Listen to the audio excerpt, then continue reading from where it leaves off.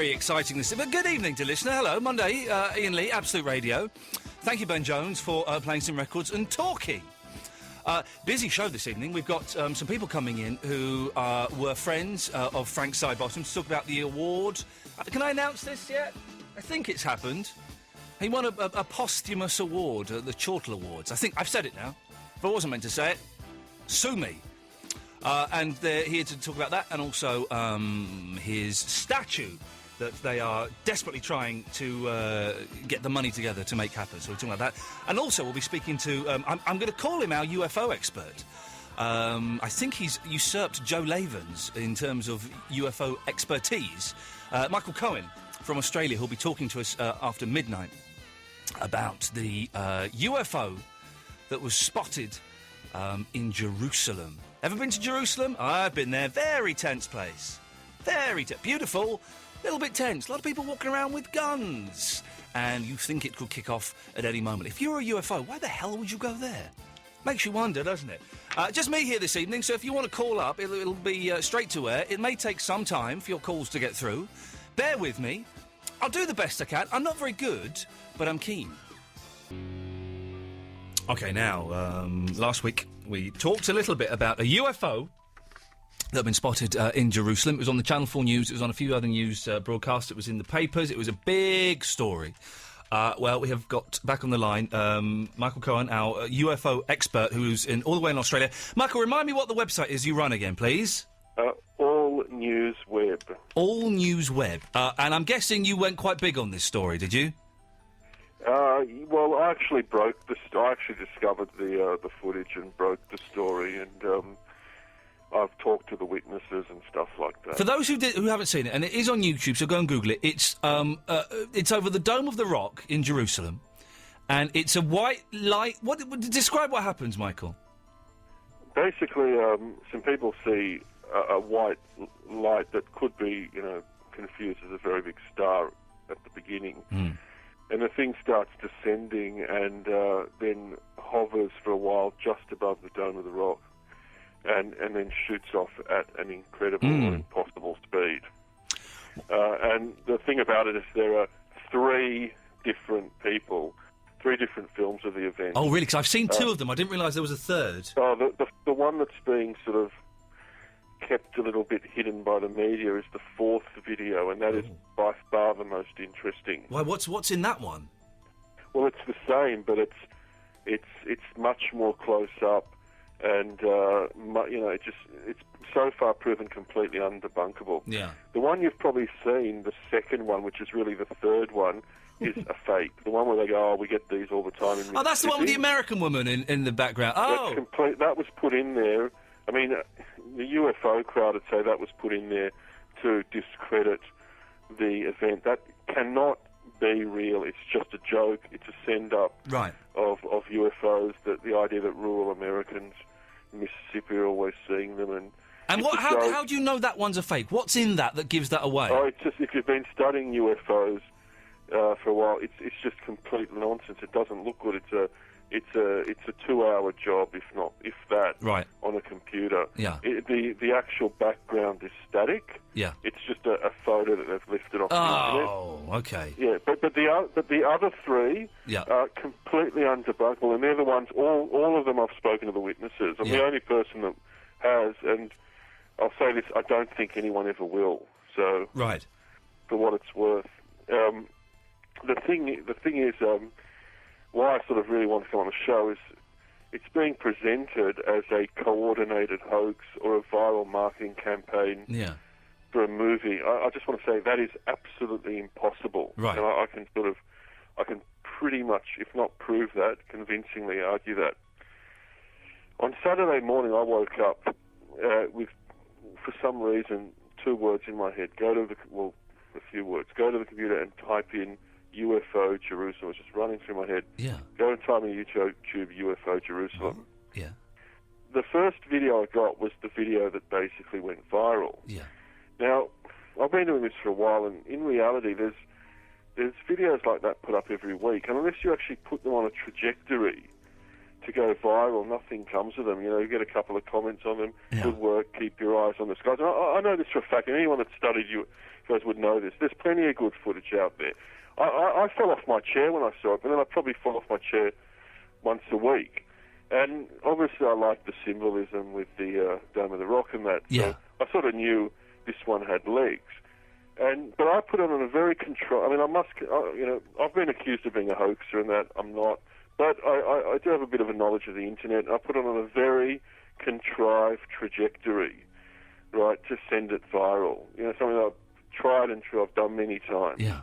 And I don't know how far people are going to look into this, but no investigation will ever place me having any contact with any of the people that did this. Right. Because I didn't. And they just couldn't... For this to have been coordinated, they would have had to anticipate the very contrived process that I went through to send this thing viral. Mm.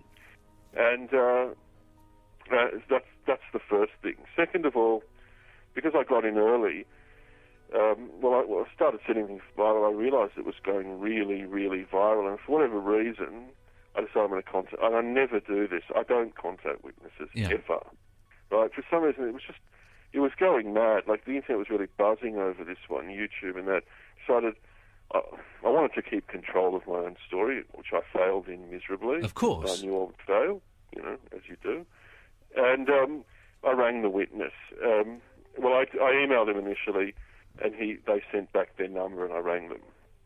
And I don't know how to put this gingerly, or is that the word, or delicately, but the witnesses, they weren't even close to having from what I heard of them. Yeah. They were this for this to have been done the way it was, it would have had to been a person been doing this stuff for years. Yeah. They weren't even anywhere near having the sort of, in my view, the personality that could have pulled off a stunt like this. Right. Okay. Are you saying they were quite dull people? Well, no, I don't know how far I can go saying that. Okay, but your point is taken. Don't worry. Don't worry. It's English radio, not Australian radio, really, so we can say a little bit. Pretty much say a lot as long as it's not a swear word, yeah. They were boring people who wouldn't have the imagination to do this. They weren't the brightest matzo ball in the soup. Okay, you can say that. Well done. And basically, I don't believe they're employed by any marketing agency to send anything viral. And they're nice people, and I spoke to them. I asked them what they, whether it was real or not. They insisted that it was real. Yeah. I asked what happened that night, and the gentleman, his name's Eligail Gedaljovich, told me that he had a feeling that night about Jerusalem being some kind of meeting place for aliens, that they were somehow attracted. I'm not saying I believe any of this, although I don't discount it. Yeah. Attracted to the spirituality or even the conflict of the place. Mm.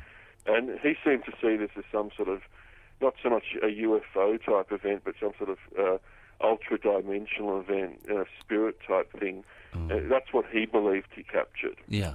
They were pretty innocent. They were just sort of, I think that day started dabbling sort of dipping their toes in ufology. I mean, this had none of the trademarks of a well-orchestrated hoax. I've sort of analysed their YouTube page. It was clearly just a page, slapdash page, stuck up on the web just for one video. It had stuff that if you were a real mastermind hoaxer, you never would have put on there. Like, he had his favourite song as Dark Side of the Moon. I know that's a song that people that are sort of into UFOs like. Oh, it's a tedious song, for goodness sakes. Awful. It's an awful song. Pink Floyd are terrible. I don't mind it, actually. But, what does this mean for us, Michael? What does it mean? Well, I believe that this was nothing more than a hologram. I have no doubt the event is real, and if we've got time, I don't know if we do, I can go on to the fourth. Yeah, of course, video. Okay, yeah. Right. I believe that it was a hologram sent down by extraterrestrials as a sign. They wanted publicity. They're actually basically doing this at their own pace. the world is now being prepared. Can I just go off on a tangent? There are other beings in this universe. Let me just go off on a quick tangent, because this kind of ties in a little bit with what we spoke about last time, where you came on and said that Barack Obama was preparing to hint in a vague way that there was extraterrestrial life in a speech. Has that happened yet? Well, no, but my timeline was not that it would. That could happen in the next month. I didn't give it sort of a...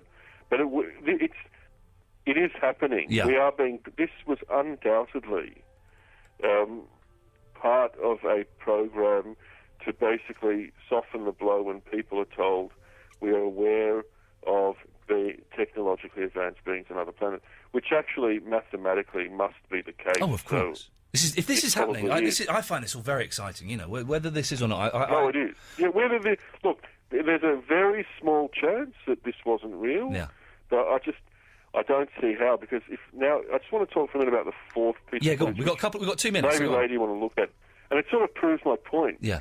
The fourth piece of footage is the most remarkable footage, but no one's seen it because it wasn't specifically subjected to what I call a trajectory of sending it viral. Yeah. Doesn't matter how good it is, right? And that proves my point that had I not done what I did, no one would have picked up on it. Yeah. But anyway, back to the fourth one. It's an astonishing piece of footage, but it's accompanied by this ridiculous skit, which is nothing more than bad acting. I happen to speak Hebrew reasonably well and understand it, and I know a lot of people bought it that it's real, but they're acting. They're a bunch of Russian Israelis, and what they did, I believe, is that one of them got the initial footage, and some of his friends convinced him to reenact the night in a skit, thinking that it'd give them 15 minutes of fame. Right. Now, I could virtually prove that footage is genuine, because one of the comments being bandied around about it is that if this guy did it, you know, if this is a fake, the guy that did it is a genius. Yeah. Now, and that's without realising that he only had a day to do it, because I know this wasn't coordinated, right? Now, the reply to that is perhaps he is a genius. I mean, I know for a fact that plenty of Russian Israelis work in the IT industry in Israel, and some of them are very, very smart. But Israel is a country where there's a massive stigma attached to UFOs. I mean, Israel's in the dark ages in that respect, frankly. And, I mean, I realised the minute I saw that footage, if that young Russian guy that took it, if it's a hoax, we'll know in about 2 days. Right. Because why would a guy create a brilliant piece of footage? I mean, wouldn't it be in his interest to just come out and say, I hoaxed that? Yeah. I mean, he's got no interest whatsoever ever in not coming public saying he hoaxed. He's probably done himself a lot of damage.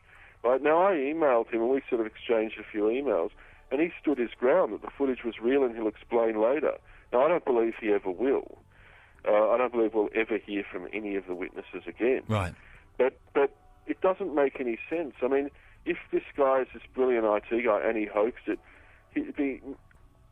I doubt this 19-year-old Russian Israeli understands the sensitivities of UFO believers, that he'd be crushing their hopes by coming out and saying it's a hoax. My own family is sort of from that background, sort of Russian. Michael, we're running out of time. I know these people. He'd be coming out and saying, I hoaxed it. We're running out of time. Is there anywhere... In CGI. Is there anywhere we can see this fourth film?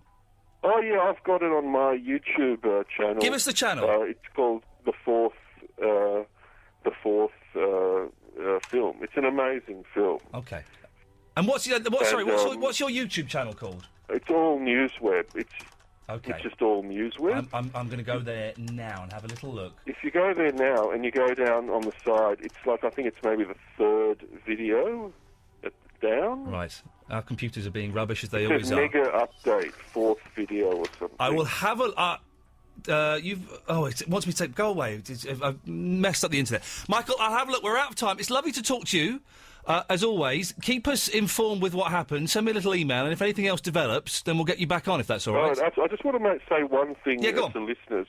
The other thing that you know, one of the reasons I know this is real is because one of the things that Ellie Gale said specifically, he kept on asking me, if we go big on this, will I get into trouble by various security? He was genuinely scared. Yeah. I just want to make that point. He was genuinely scared that he'd get somehow in trouble by the CIA by going public with his UFO encounter. But I've pretty much said my piece. Michael, it's a pleasure to talk to you, mate. Thanks very much. No, it's nice Take care you and keep in touch, and we'll speak to you very soon.